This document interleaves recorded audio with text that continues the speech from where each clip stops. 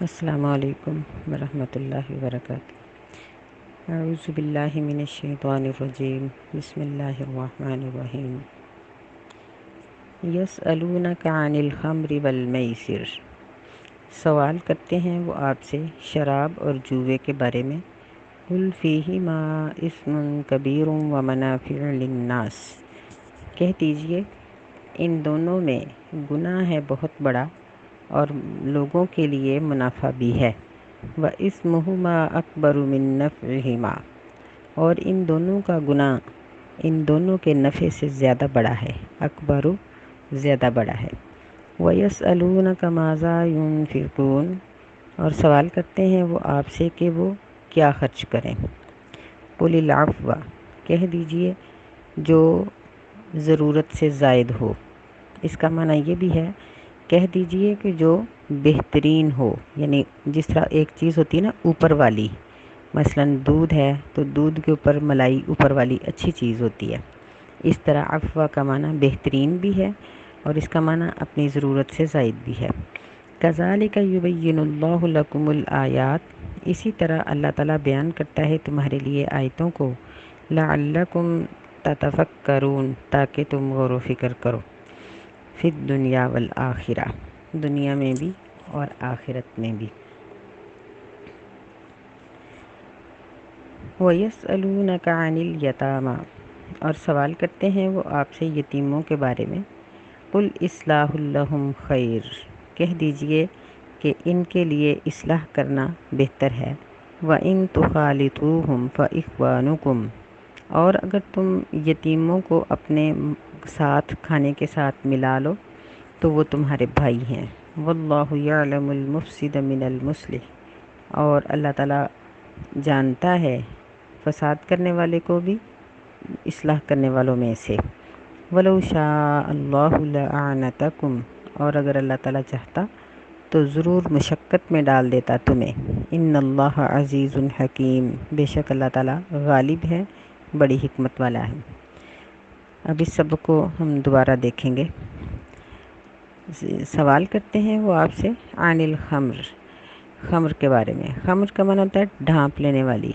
خمار دوپٹے کو بھی کہتے ہیں کہ جب عورت لیتی ہے تو اس کا سینہ سر ڈھانپا جاتا ہے، اور ہر اس چیز کو کہا جاتا ہے جو دوسری کو ڈھانپ لیتی ہے۔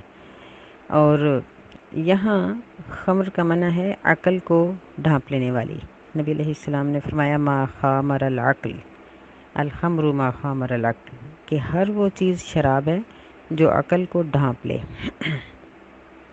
اور آپ نے فرمایا کہ یعنی شراب جو ہے یہ مسکر ہے، نشہ آور ہے، اور کل مسکر حرام، ہر نشہ آور چیز حرام ہے۔ تو دوسرا لفظ یہاں استعمال کیا گیا ہے میسر، یہ یسرن سے ہے، آسانی سے حاصل ہونے والی چیز۔ تو اس سے مراد وہ رقم ہے، وہ پیسے یا وہ چیز جو بغیر محنت اور بغیر حق کے حاصل ہو جائے۔ ہماری زبان میں اس کو جوا کہتے ہیں، جوا یا سٹا یا بیمہ یا انشورنس، یہ سب چیزیں اسی میں آ جائیں گی۔ لاٹری یا اس کے یعنی اس طرح سے کوئی بھی چیز حاصل ہو، نشانہ بازی کر کے کچھ چیز حاصل کر لی جائے کہ پتھر مارو جس پر لگ جائے، ہاتھ لگاؤ جس پہ لگ جائے، تو یہ ساری چیزیں نا اسی میں آ جاتی ہیں۔ یہاں اس سے پہلے یسألونک یہ لفظ استعمال کیا گیا ہے، یہ لفظ پہلے بھی استعمال ہوا ہے کہ صحابہ اکرام آپ سے ان چیزوں کے بارے میں سوال کرتے ہیں۔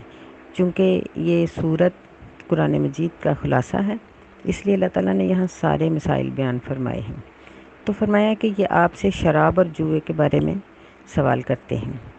شراب کے بارے میں اور جوئے کے بارے میں ہمیں بہت احتیاط کرنی چاہیے، کیونکہ نبی صلی اللہ علیہ وسلم نے فرمایا کہ قیامت کے قریب لوگ شراب کے مختلف نام رکھیں گے اور اسی طرح جوئے کے بھی مختلف نام رکھیں گے اور اس کو حلال کریں گے، اور مرد حضرات مختلف ناموں سے بنے ہوئے کپڑوں کی صورت میں ریشم کو حلال کریں گے، حالانکہ ریشم مردوں کے لیے حرام ہے۔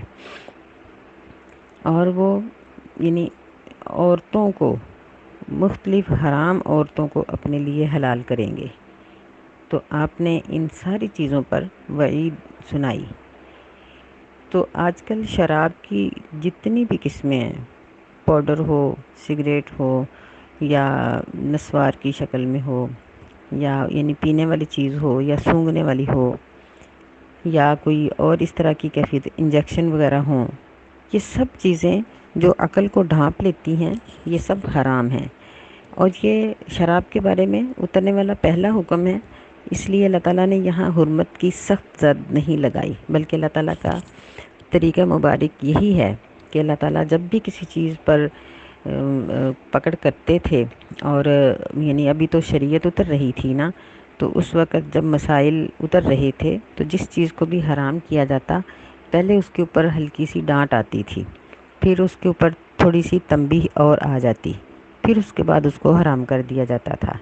اسی طرح اللہ تعالیٰ نے یہاں اس پر ڈانٹ دی ہے کہ ٹھیک ہے، یہ ایک کاروبار تو ہے، لیکن قل فیہما اسم کبیر، ان کو بتا دو کہ اس کا گناہ بڑا ہے۔ اس کو گناہ کیوں قرار دیا گیا؟ کہ شراب کی حالت میں انسان نشے میں آ جاتا ہے، اور نشے کی حالت میں اسے بالکل پتہ نہیں چلتا کہ وہ کیا بول رہا ہے اور کیا کر رہا ہے۔ اس کا وقت ضائع ہوتا ہے، عبادت سے غیر حاضر ہو جاتا ہے، نمازیں رہ جاتی ہیں، زبان اوٹ پٹانگ بکتی ہے، بعض اوقات وہ کسی دوسرے کے ساتھ ایسا سلوک کر گزرتا ہے شراب کی حالت میں، نشے کی حالت میں، کہ آپس میں لڑائی پڑ جاتی ہے۔ تو ان ساری کیفیات کی وجہ سے اللہ تعالیٰ نے اس کو درجہ بدرجہ آہستہ آہستہ حرام کر دیا، کیونکہ اہل عرب شراب کے رسیہ تھے، ان کے گھروں میں بھٹیاں بنی ہوئی تھیں۔ یہ لوگ جس طرح ہم آج کل مختلف قسم کے مشروبات استعمال کرتے ہیں، اس طرح یہ لوگ شراب خود اپنے گھروں میں کشید کرتے اور اس طرح پیتے اور پلاتے تھے۔ ان لوگوں کو یکدم شراب کی حرمت کا آرڈر دینا اور اس پر عمل کرانا مشکل تھا، اس لیے اللہ تعالیٰ نے ان کی فطرت کے مطابق پہلے ان کو اس پر کچھ ڈانٹ دی اور فرمایا کہ ان دونوں کا گناہ بہت بڑا ہے۔ وَإِسْمُهُمَا أَكْبَرُ مِن نَّفْعِهِمَا، اور ان کا گناہ ان کے نفع سے بڑا ہے، زیادہ ہے۔ یعنی کاروبار تو ہے، لیکن اس میں لیکن 2 دفعہ اللہ نے یہاں یہ بیان کیا ہے، قُلْ فِيهِمَا اسْمٌ کبیر، اس میں بہت بڑا گناہ ہے، اور پھر آگے فرمایا کہ وَإِسْمُهُمَا أَكْبَرُ مِن نَّفْعِهِمَا، کہ ان کا گناہ ان کے نفع سے بھی بڑا ہے۔ یعنی جو لوگ کاروبار کرتے ہیں وہ بھی یہ چیز سوچیں کہ جتنا نفع حاصل کرتے ہیں اس سے اس کا گناہ بہت بڑا ہے۔ کہ دیکھیں کہ نشے کا کاروبار کرنے والے لوگ، یہ ٹھیک ہے ان کا تو کاروبار ہے، کما لیتے ہیں، لیکن کتنے گھروں کو اجاڑتے ہیں۔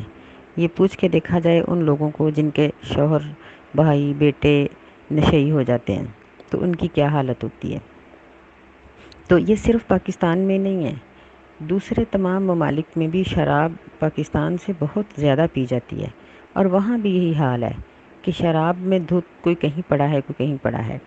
اگرچہ ایسی چیزیں میڈیا پہ نہیں آتی، لیکن حالات وہاں کے بھی ایسے ہی ہیں۔ بہرحال اس کی قلت ہو یا کثرت، اللہ تعالیٰ نے اس کو حرام قرار دیا ہے، اور نبی علیہ الصلاۃ والسلام نے بھی حرام قرار دیا ہے، اور پھر فرمایا کہ جس چیز کی کثرت نشہ لائے اس کا ایک چلو اور تھوڑا سا حصہ استعمال کرنا بھی حرام ہے۔ یعنی اس سے معلوم ہوتا ہے کہ شراب اگر زیادہ پینے سے نشہ آئے تو اس کے چند قطرے بھی حرام ہیں، وہ نہیں پیے جائیں گے۔ اور اسی طرح شراب کی شکل بدل لینے سے بھی اس کی حرمت ختم نہیں ہوتی، کہ جب شراب حرام ہوئی تو ایک صحابی کے پاس کچھ یتیم بچے تھے اور ان کا کاروبار ہی شراب کا تھا۔ وہ آئے اور کہنے لگے کہ اللہ کے رسول، یتیم بچوں کا مال ہی شراب ہے، ضائع ہو گئی تو سارا ختم ہو جائے گا، تو کیا میں اس شراب سے سرکہ بنا لوں؟ نبی صلی اللہ علیہ وسلم نے فرمایا کہ نہیں، حرام چیز کی شکل کو بدل کے اس کو استعمال کرنا بھی حرام ہے۔ پھر آپ نے یہودیوں کی مثال دی کہ اللہ تعالیٰ نے ان کے اوپر جانوروں کی چربی کو حرام کیا، تو انہوں نے ہیلا سازی کی کہ چربی کو پگھلایا، اس سے تیل بنایا، تیل کو بیچا، اور قیمت کھا کر کہنے لگے کہ ہم نے چربی کو نہیں کھایا۔ اللہ تعالیٰ نے ان کے اوپر لعنت کر دی۔ تو یعنی اسی طرح بعض لوگ خود شراب بالکل نہیں پیتے لیکن کاروبار کرتے ہیں، تو یہ ان کے لیے حرام ہے۔ وہ کہتے ہیں کہ ہم خود نہیں پیتے کیونکہ شراب حرام ہے، تو اس کو بیچنا بھی، اس کو کشید کرنا، اس کو خریدنا، بیچنا، یہ سب چیزیں حرام ہیں۔ اگر کوئی اس کے اندر معاونت کرے گا، لا کر دے گا، تو اس کے لیے بھی گناہ ہے، وہ بھی حرام کام کرے گا۔ اسی طرح جوئے کے سلسلے میں بھی ہے کہ اس کی تمام صورتیں حرام ہیں۔ آج کل بعض کمیٹیاں اس طرح کی نکلی ہوئی ہیں، یا لاٹری ہوتی ہے، یا انعامی بانڈز ہیں، یا بیمہ سازی ہے، انشورنس وغیرہ جو کروائی جاتی ہے، سٹہ بازی، اسی طرح اس کی جتنی بھی صورتیں ہوں گی، یہ بعض مکانات اس صورت میں کرائے پر دے رہے ہیں کہ جس میں وہ جوا بن جاتا ہے۔ تو اس کی جتنی بھی صورتیں ہیں یہ ساری ہی حرام ہیں۔ اور یہ بات یاد رکھنے کی ہے کہ اگر ایک شخص ایک حرام کام کرتا ہے اور باقی اس کا سارا کام حلال کا ہے، چاہے وہ 5 وقت کا نمازی ہو، ہر سال حج کرنے کے لیے جائے، لیکن جب اس کی آمدن میں کچھ تھوڑا سا بھی حرام ہے تو اس کا سارا ہی مال حرام ہو جائے گا۔ نبی علیہ الصلوۃ والسلام نے اس کی مثال دی کہ اگر ایک قمیص 10 روپے کی آتی ہو، 10 ریال کی آتی ہو، اس وقت درم تھے، دینار تھے، تو آپ نے دینار کی مثال دی، تو اس 10 دیناروں میں ایک دینار اگر حرام کا ہے تو ساری ہی حرام کی ہے۔ یعنی جس شخص کا ایک چھوٹا سا کاروبار کا حصہ بھی حرام چیز پر مبنی ہے، وہ یہ نہ سوچے کہ میں باقی سارا کام تو حلال کا کر رہا ہوں، یہ صرف میں نے انعامی بانڈز ہی خریدے ہوئے ہیں، وہ تو بس میں نے اپنے بچوں کے لیے خریدے ہیں، وہ تو میرا سائیڈ بزنس ہے، یہ ہے وہ ہے۔ نہیں، اس ایک کام کی وجہ سے سارا کام حرام ہو جائے گا۔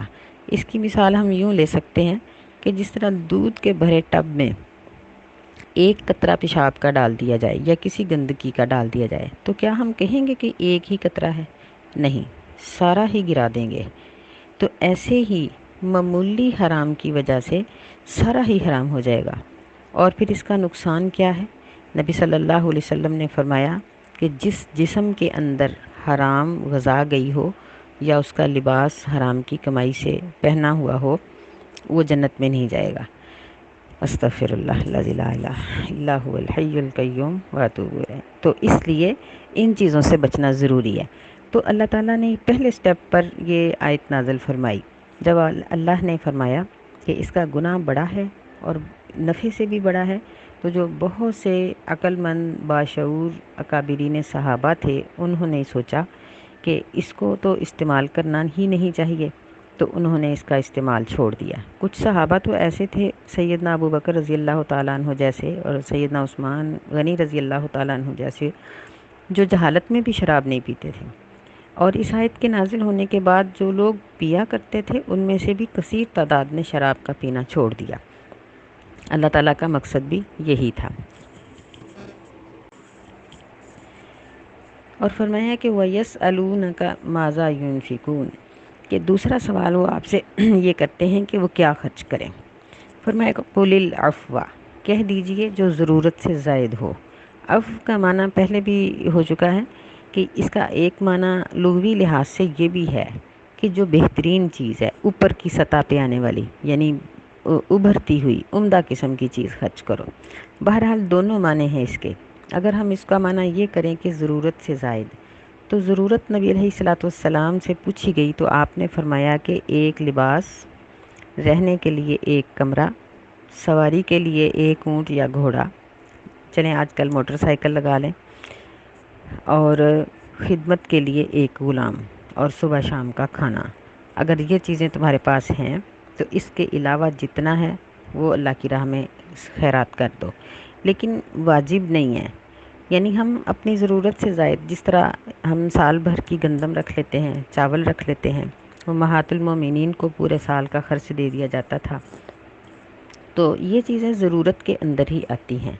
لیکن جس طرح آج کل ہماری حالت ہو چکی ہے کہ ہمارے پاس ڈھیروں کپڑے ہوتے ہیں لیکن ابھی بھی ضرورت پوری نہیں ہوتی، یہ ہماری ہوس ہے، اور ہوس اور حرص کو ختم کرنا چاہیے، کیونکہ حرص اور ہوس یہ دونوں ایسی چیزیں ہیں جو انسان کو جہنم کے گڑھے تک پہنچا دیتی ہیں۔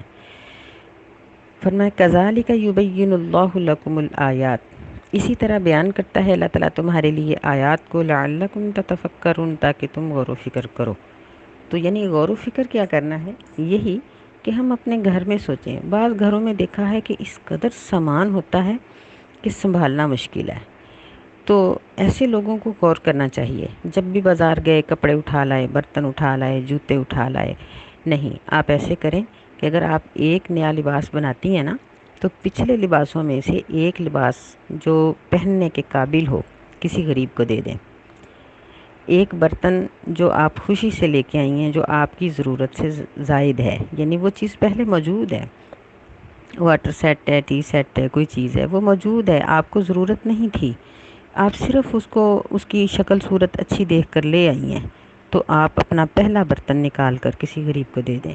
آپ ایک جوتا ایسا لے کے آئی ہیں جس کی آپ کو ضرورت نہیں تھی، صرف آپ کو اچھا لگا تو آپ لے آئی ہیں، تو آپ اپنے پہلے جوتوں میں سے ایک جوتا نکال کر کسی غریب کو دے دیں، تو انشاءاللہ کافی حد تک بوجھ ہلکا ہو جائے گا۔ اسی طرح اگر آپ کے پاس مکان اتنا بڑا ہے، مثلاً بعض لوگ ہوتے ہیں کہ ایک ایک کنال، دو دو کنال کی کوٹھیاں ہیں ان کے پاس، بڑی بڑی کوٹھیوں میں رہتے ہیں، حالانکہ دو چار افراد ہیں، اور ان کو مشکل بنی ہوتی ہے کہ سارے کمروں کو کس طرح روزانہ صاف کیا جائے، تو آپ اپنے گھر کے باقی کمروں کو کسی غریب کے استعمال میں دے دیں، یا کسی غریب کو مکان بنا کر دے دیں۔ اپنے لیے مختصر مکان رکھیں، ضرورت کے مطابق رکھیں، ستھرا رکھیں۔ اسلام صفائی، ستھرائی، خوبصورتی کو پسند کرتا ہے، لیکن کسی غریب کا خیال رکھیں کہ کتنے ہی غریب ایسے ہیں جو بیچارے یعنی قرض اٹھا اٹھا کے کرائے دے رہے ہیں۔ یہاں میں نے ایک دفعہ اس طرح دیکھا کہ ایک خاتون تھی جس نے یعنی کپڑے دھو کر بہت محنت کے ساتھ اپنے مکان کا کرایہ ادا کیا، تو ایسے لوگوں کو ان کا حق ہے، ایسے لوگوں کو دینا چاہیے۔ اگر کوئی صاحب حیثیت ہو تو کسی ایسی فیملی کو مکان بنا دے، تو انشاءاللہ اللہ تعالیٰ اس کے لیے جنت میں گھر بنا دے گا، اللہ کے لیے کوئی مشکل نہیں ہے۔ تو یہ چیزیں اپنے ذہن میں رکھنی چاہیے، یہی غور و فکر کی دعوت ہمیں اللہ تعالیٰ یہاں دے رہے ہیں۔ فرمایا لعلکم تتفکرون فی الدنیا والآخرہ، تم دنیا اور آخرت دونوں کے بارے میں غور و فکر کرو، صرف دنیا کا نہ سوچو، آخرت کا بھی سوچو کہ آخرت میں کیا ملنے والا ہے۔ وَيَسْأَلُونَكَ عَنِ الْيَتَامَى، اور سوال کرتے ہیں وہ آپ سے یتیموں کے بارے میں۔ یہ اس آیت میں تیسرا مسئلہ بیان ہوا ہے کہ یتیم اس بچے کو کہا جاتا ہے جو نابالغ ہو اور اس کا باپ فوت ہو جائے، اور پھر یعنی وہ یتیم جس کا باپ اس کے کھانے پینے کے لیے کچھ نہیں چھوڑ کر گیا، یہاں اس کے بارے میں بات کی جا رہی ہے۔ اور اگر اس کا باپ اس کے کھانے پینے کے لیے کوئی مکان، دکان یا کاروبار یا مال چھوڑ کر گیا ہے، تو پھر اس کے مال کو سنبھالنے کی بات کی جا رہی ہے۔ یعنی یتیم دو طرح کے ہو جائیں گے، ایک بے مال اور ایک وہ یتیم جو مالدار ہے۔ جس کے پاس مال نہیں ہے اس کی خدمت کرنے کا حکم ہے کہ اپنی جیب میں سے اس کو کچھ دو، اور جو مالدار یتیم ہے اس کے لیے فرمایا کہ کل اصلاح لہم خیر، کہ ان کے لیے اصلاح کرو، یعنی ان کے مال کو سنبھالو، ان کے کاروبار کو جائز طریقے سے امانت داری کے ساتھ چلاؤ، اور جب وہ یتیم بڑے ہو جائیں تو ان کا مال ان کے حوالے کر دو۔ سورہ نساء میں اللہ تعالیٰ نے اسی مسئلے کو تفصیل سے بیان کیا ہے کہ یتیموں کے مال سے کاروبار کرو، اگر تو فری میں کر سکتے ہو بغیر تنخواہ کے تو بہت اچھی بات ہے، لیکن اگر کوئی یتیم کے مال کو سنبھالنے والا خود غریب ہے اور وہ یہ سمجھتا ہے کہ میں اس کام کو کرنے کے بعد اپنا علیحدہ کاروبار نہیں کر سکتا، فرمایا فَلْيَأْكُلْ بِالْمَعْرُوفِ، کہ پھر وہ غریب اس یتیم کے مال میں سے اپنے معاشرے کے مطابق تنخواہ لے لے، معروف طریقے سے اس میں سے کھا لے۔ اور فرمایا کہ یتیموں کے مال کو اس طرح سے ہڑپ نہ کر جاؤ کہ ان کے بڑا ہونے سے پہلے اس کو ختم کر دیا جائے تاکہ وہ سوال نہ کر سکیں، نہیں، بلکہ ان کے مالوں کی حفاظت کرو۔ جب اللہ تعالیٰ نے یہ آیات اتاری تو صحابہ کرام بہت ڈر گئے، چنانچہ ان دنوں میں یہ فریج اور اس طرح کے انتظامات تو نہیں تھے، اس لیے ان کے آٹے اور ان کے دودھ اور ان کے گوشت باسی ہونے لگے، کہ جب یتیم کے کھانے میں سے کچھ نہ کچھ بچ جاتا تھا تو ظاہر ہے کہ لوگ اس کو نہیں کھاتے تھے اور خراب ہو جاتا تھا۔ اور اس زمانے میں یتیم تھے بھی بہت زیادہ، کیونکہ عرب لوگوں میں بے شمار جنگیں ہو چکی تھیں، کئی سال کی جنگیں، تو جس کے نتیجے میں مرد قتل ہو جاتے تھے، اور بچے یتیم ہو جاتے تھے، عورتیں اکثر دوسری جگہ پر نکاح کر لیتی تھیں، اور پھر یہ یتیم اپنے چچاؤں، تایوں اور داداؤں کے گھروں میں اور مختلف رشتہ داروں کے گھروں میں یا کسی ہمدرد کے گھر میں پل رہے تھے۔ تو جب صحابہ کرام نے یہ شکایت کی کہ اللہ کے رسول اس طرح یتیموں کے مال میں کافی نقصان ہو رہا ہے، تو اللہ تعالیٰ نے فرمایا وَإِن تُخَالِطُوهُمْ فَإِخْوَانُكُمْ کہ نقصان نہ کرو بلکہ ملا لو اپنے کھانے کے ساتھ، وہ تمہارے بھائی ہیں، ان کا مال تمہارے لیے ناپاک نہیں ہے، بلکہ صرف یہ ہے کہ احتیاط کرو۔ فرض کریں کہ ایک ٹائم پہ اگر یتیم کی روٹی میں سے ایک یا دو روٹیاں آپ لوگوں نے کھا لی ہیں یا ایک پیالہ دو پیالہ سالن لے لیا ہے، تو دوسرے ٹائم ان کو اپنے پاس سے دے دو۔ تو فرمایا کہ اور ایسا کرنے میں بھی اللہ تعالیٰ کو معلوم ہے کہ اصلاح کرنے والا کون ہے اور فساد کرنے والا کون ہے۔ یعنی اگر کوئی شخص یتیم کا نقصان کرنے کے لیے جان بوجھ کے زیادہ پکائے اور اس کا بہترین کھانا کھا کر اپنا ہلکا کھانا اس کو دے، تو اللہ تعالیٰ نیتوں کو جانتا ہے۔ تو ان کے لیے، یتیموں کے لیے محنت کرنا، ان کی اصلاح کرنا اللہ تعالیٰ کو بہت پسند ہے۔ نبی صلی اللہ علیہ وسلم نے فرمایا کہ گھروں میں سے وہ گھر جس میں یتیم کے اوپر رحم کیا جاتا ہے اللہ تعالیٰ کو سب سے زیادہ پسند ہے، اور جس گھر میں یتیم کے ساتھ برا سلوک کیا جاتا ہے وہ گھر اللہ تعالیٰ کو سب سے برا لگتا ہے۔ یعنی یتیم کی اللہ تعالیٰ نے بڑی اہمیت بیان کی ہے۔ نبی صلی اللہ علیہ وسلم نے فرمایا کہ جس نے یتیم کی کفالت کی وہ اور میں جنت میں اکٹھے ہوں گے۔ آپ نے 2 انگلیاں اٹھا کر کہا کہ ہم اس طرح جنت میں اکٹھے ہوں گے۔ تو یتیم کی اصلاح کرنے کا مطلب یہ بھی ہے کہ روپیہ پیسہ خرچ کرنے کے بغیر اس کے اخلاق کو دیکھا جائے، اس کا دھیان رکھا جائے۔ بعض اوقات یتیم بچے گلیوں میں ادھر ادھر غلط کام کرتے ہیں، ماں باپ کو نہیں پتہ ہوتا، تو اگر کوئی بھی ان کی اصلاح کرے گا تو اللہ تعالیٰ سے اجر پائے گا۔ ایک روایت یہ بھی آتی ہے، اگرچہ یہ ذرا کمزور ہے، کہ اگر کوئی شخص یتیم کے سر پر ہاتھ رکھے گا تو جتنے بال اس کے ہاتھ کے نیچے آئیں گے اللہ تعالیٰ اس کو نیکیاں دے گا۔ ہے یہ سندن کمزور، لیکن بہت سی احادیث اچھی سند کے ساتھ وارد ہوئی ہیں جن میں یتیم کے متعلق اور یتیم کے ساتھ اچھا سلوک کرنے والے کے متعلق بہت اچھے وعدے کیے گئے ہیں۔ تو یہاں بھی اللہ تعالیٰ فرما رہے ہیں کہ واللہ یعلم المفسد من المصلح، اللہ تعالیٰ خوب جانتے ہیں کہ فساد کرنے والا کون ہے اور یتیم کی اصلاح کرنے والا کون ہے، اس کا خیر خواہ کون ہے۔ پھر یتیم کے باپ کی جو جائیداد ہوتی ہے اس کی صحیح تقسیم کرنا، ورثے کو صحیح طریقے سے تقسیم کر دینا اور اس کے ورثے کی حفاظت کرنا، یہ بھی اسی میں شامل ہے۔ وَلَوْ شَاءَ اللَّهُ لَأَعْنَتَكُمْ، اگر اللہ تعالیٰ چاہتا تو تمہیں مشکل میں ڈال دیتا، لیکن اللہ تعالیٰ نے لوگوں کو مشکل میں نہیں ڈالا اور یہ فرمایا کہ اکٹھا ملا کر بھی پکا سکتے ہو، ملا کر بھی کاروبار کر سکتے ہو، کہ اتنے لاکھ یتیم کا ہے، اتنے لاکھ ہمارا ہے، لیکن اس کا حساب پورے اور کھرے طریقے سے کرو۔ ان اللہ عزیز حکیم، کیونکہ اللہ تعالیٰ غالب ہے اور نہایت حکمت والا ہے، اس کے تمام فیصلے حکیمانہ ہیں اور وہ غالب ہے، وہ ظالم سے بدلہ بھی لے سکتا ہے۔